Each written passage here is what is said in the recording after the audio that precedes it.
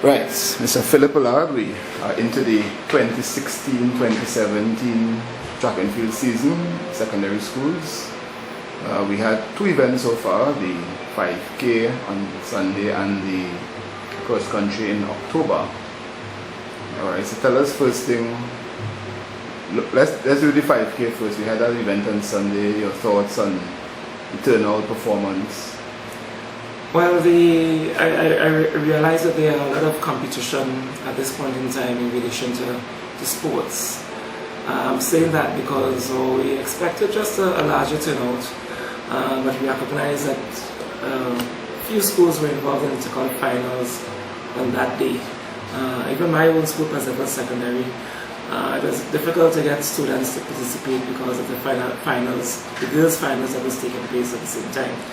So there was that competition for other sports and activities, but we still had a pretty good turnout with about just over 200 students participating. And well, this year again we had an open category, and the overall winner actually pulled the other guys from Toko Secondary. So the overall winner is Anthony Phillip. And the guy that followed him was Otis Baker. He has been running quite well for Toko Secondary for the past few years. So we're looking to continue this aspect of our meets with an open category. And the idea is that on race day we will have a lot of professionals there putting our students so they could compare themselves with what country best is. All right. Second event into the season, how has been the involvement and participation of schools? We had the cross country now this event. Well, we had, as I indicated, we had a lot more participation and a lot more schools than the cross country.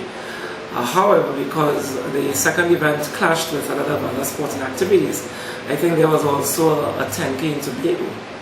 I know someone in Port of Spain had. Yeah, but Port of Spain actually, yes. Yeah. So that's so we basically have to find a niche for ourselves. Our business is to pull people away from the other competitive meets and bring them to our meet, and to even pull them away from the world's best spectator sport, football, to come to watch track and field and running and road races. Okay, earlier you had the AGM for the Secondary School Track and Field Association. You were given the mantle again to lead for 3 years? 2 years. 3 years. All right, your thoughts on being given the privilege of being in charge of secondary school track and field for another term? Well, I was very happy, and more so in relation to what we have started in our new structure. We have a lot of discussions to continue with Sportsmax in relation to that rights broadcast deal. We have to engage a lot of other sponsors.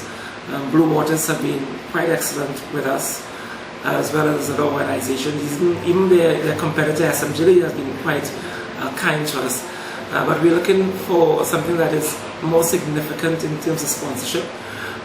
We really would like the money part of it more than the in-kind. We think we'll be able to do much more with that in terms of moving meets to different areas, going to different schools, carrying our Olympic athletes to speak with students. That will cost some money to do that. So those are what plans you have for those are the kind of plans. We're actually even thinking of having an international relay attached to our relay festival next year, where we invite the relay athletes or the athletes from the Caribbean. I've had from the school level as well? Yeah, basically from the school level, because I've had formative talks with principals in Jamaica, in the Bahamas, St. Lucia, St. Vincent, Barbados, Grenada. 2 years now I've had a talk, and I think we are now reaching a point where we may be able to get something going in terms of a Caribbean relay inter-school race. All right, so those are the exciting things that are... So that will be run at the same time with the... Well, that was the consideration, but we may have to rethink it, because our relay festival is in the 17th of February, and we may not have... The schedule might be a bit packed, or we may have to go later in the night, or we'd have to look at the whole prospect if we are getting these athletes to come down to us in Trinidad. And that is why I'm happy that I'm here again, because those are the kind of a vision that we have in terms of getting that sort of regional linkages and global linkages, so that we could compete with the best that there is. You seem to be focused every time you're interviewed on your goals. Yes. What else? Looking back at last year, how many you were able to achieve based on what you said? Well, the last term, I should say. Yeah. Well, the major thing was, the major goal was to market the Trinidad and Tobago Secondary Schools Track and Field Association to the general public. It is still in progress, and hence the website, which is a significant link to the community out there. We got a lot of attention on the website.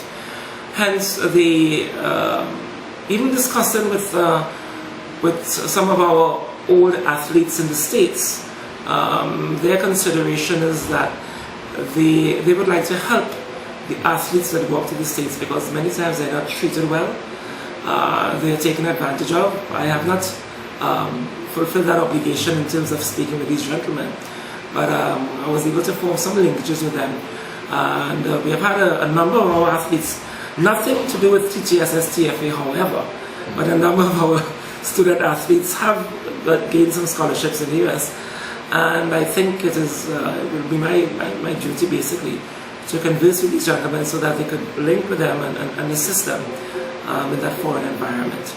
So the goals basically was to market so that people know that ttsstfa exists, and I think there has been some recognition by the public. There was an improved attendance to the national finals in Port of Spain.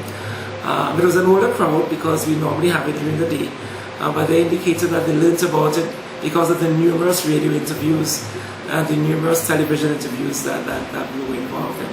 So that's a major thing. Beyond that, our basic goal is to be seen as a developmental cradle for athletics in Trinidad and Tobago, and we are continuing to move in that direction. Right. So in light of your positive outlook, I'm sure there are challenges that you're still, and some you've been able to overcome, and yes, some bedrock challenges. Well, of course, there are always challenges. Share with some of the challenges you're having to, the association is having to deal with. Perhaps the major challenges have to do with us. When I say us, I mean myself as teachers. It has to do with education, and it has to do with the direction that principals and teachers and even students think which is the best thing to get involved in.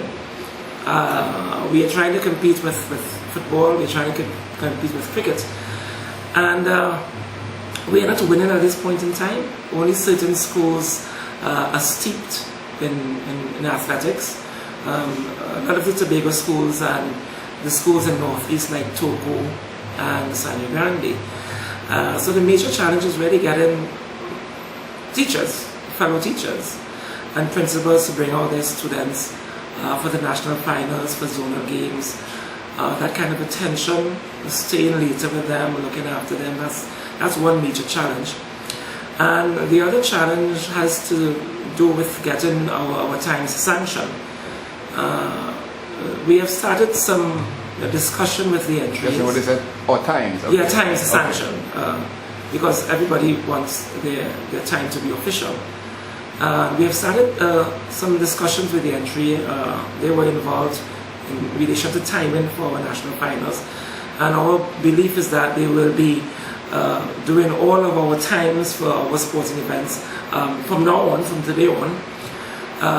Hopefully we'll be able to get that discussion with them so that we can have our times sanctioned. We're still trying to find a proper place for our national finals. The calendar is such that it's very difficult. I mean, the timing. The timing. We have pen relays that we don't want to pull out. We don't want to be kind of close. That's affected. So some schools might have an excuse for not showing up. Yes, we have Carifta, we have Carnival, We have two tentative dates, the 27th and the 20th of March. Okay, so of April, April, sorry. Yeah. But that is the weekend of plenary days, so that's problematic. Yeah. So those are the little problems with what is taking place in schools and how students, basically in Trinidad, and perhaps the educators, see track and field. Investing in track and field is not such a big thing. From where I sit, I could be wrong, but investing in football is a big thing. It brings a lot of recognition to the school. Teachers having given themselves that time to take out students to track and field and remaining after hours, it's problematic. It falls a lot on the PE teachers. The PE teachers are missing school a lot, and principals are very concerned about that. And the collaboration with the entries, which we hope to improve significantly, and I think we are on our way to moving that. And finding a particular day that could remain that day for us forever. Yes, we thought we had found it, but we didn't find it. That's pen relay, right? Yeah, the pen relay affected it. All right.